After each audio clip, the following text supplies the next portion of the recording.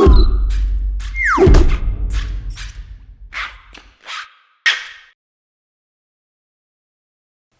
everyone, my name is Michael, the editor of GoodEreader.com, and if you're looking for a new read, I got you covered. These are my 4 favorite books of 2017. The first is by Neil Gaiman, and it's titled Norse Mythology, and it doesn't really read like a novel. It's more or less a series of short stories about the pantheon. So it's the quintessential stories, Midgard's serpent, how Odin lost his eye, and if you've ever seen the Avengers or any of the Thor movies, you might have seen Asgard, and that's maybe your only introduction to Norse mythology. But really, this book is very interesting. It took me about a chapter or 2 to really get into it, but I really dug it, and I really recommend that you check it out.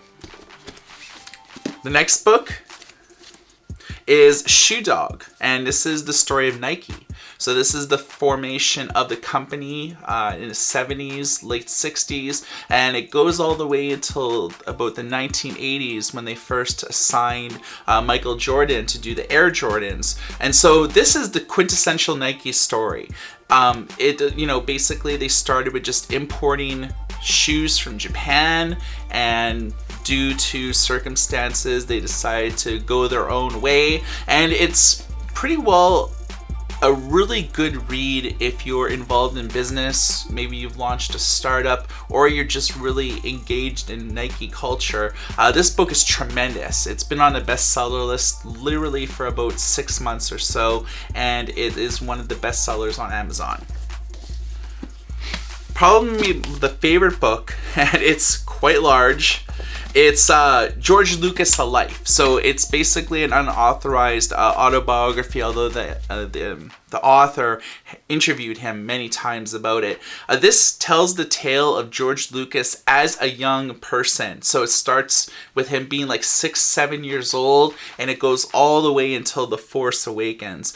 It pretty well documents his whole life, with his love of racing, him going to film school and meeting Francis Ford Coppola for the first time.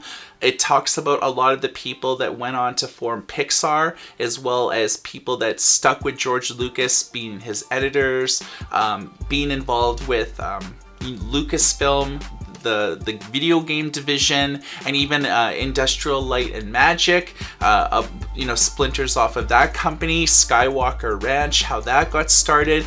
This is probably the best book, and there's been a few on George Lucas, and I've read them all, but this is pretty well the book that I recommend. It was pretty expensive. I think it was like $50 or so to get it, but it's super long. I mean, it's like 600 pages or so. So this is a really good read if you're into Star Wars, if you're into how did George Lucas come up with like the concept, drama from like the first film and the second film, all like the things that happen behind the scene to actually make it happen.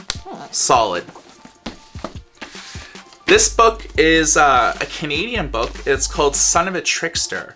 And what I really like about this, it's one of the few books I've read that pretty well features like a native cast. Almost everybody in the book is an indigenous person to like Canada, and I like it. I honestly thought that because it was called Trickster and Loki is known as the Trickster, but Loki has nothing to do with this.